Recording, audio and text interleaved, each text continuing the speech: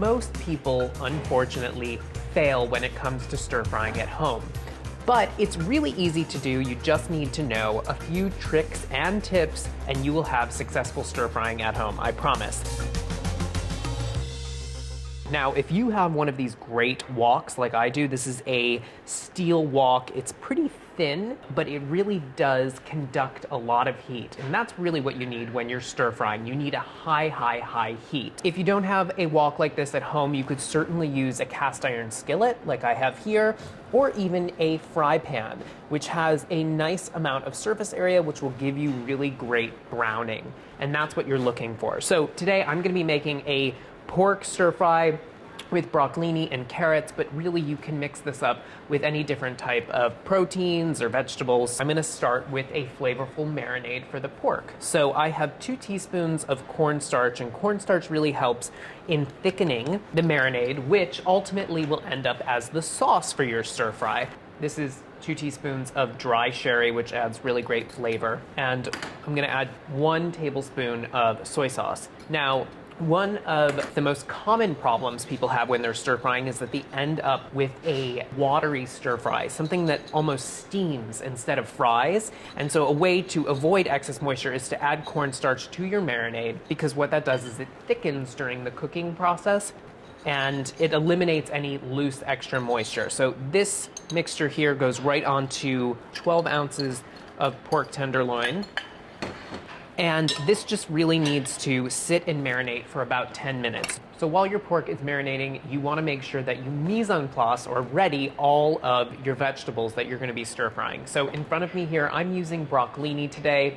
This is 1 big bunch of broccolini, about 8 ounces. You want to make sure that your pieces are all evenly cut so that they cook at the same rate. I have 2 carrots that are cut into a nice julienne like this, and I have 2 scallions cut into 1-inch sticks here. To start with the stir fry, I'm using a wok again, and I have this cranked up to the highest heat setting. You really need your wok to be at its highest temperature possible.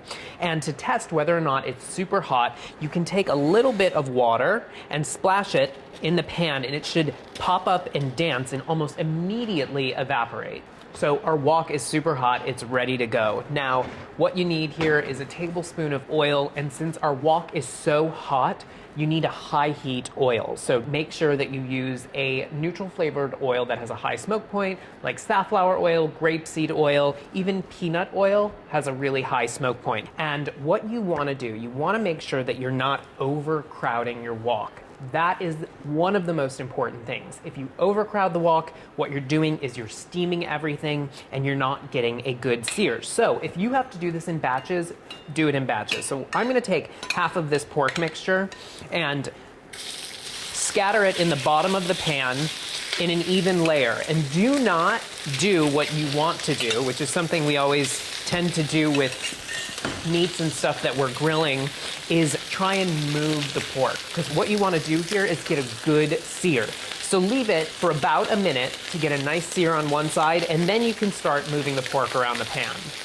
So you can see that the pork is starting to become opaque around the edges, and this is when you know that you can start moving the pork around, because it's created a nice sear and it should come off the pan easily.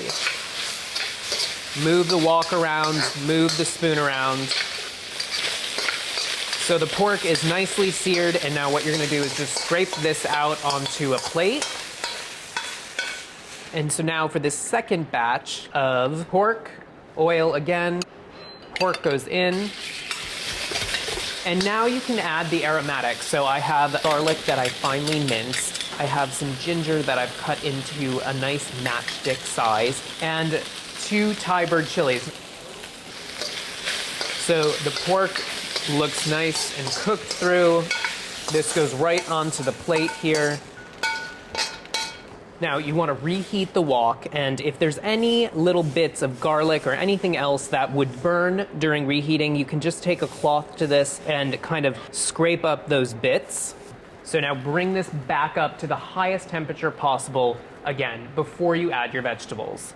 So I think our wok is hot enough. It's smoking, the water is bubbling and popping, almost evaporating. Add a little bit more oil. And now what you want to do with your vegetables is start with the biggest pieces of vegetables. So add your broccolini in a nice even layer. You can hear right away that it's cooking at a high heat. All of that sizzling, and that's what you want.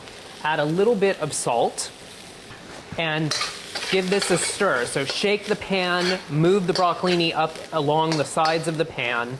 So the broccolini is just starting to turn a wonderful emerald color. You can see it's getting really shiny. I'm gonna move it up to the sides of the wok, leaving a space in the very center. Now, if your pan seems a little dry, add a teeny bit more oil and add the carrots right in the center.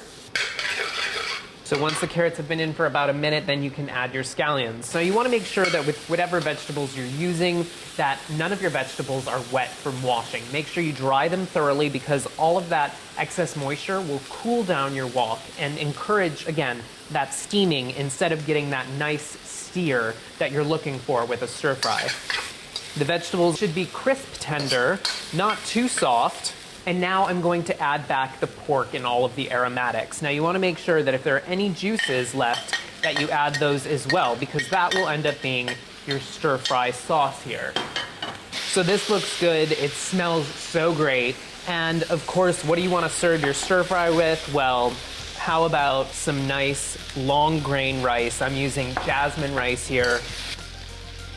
So there you go, guys. There's no need to order takeout and no need to fear stir frying at home with these tricks and tips. I promise you, you'll have success with whatever vegetables or meats you decide to try. Enjoy, guys.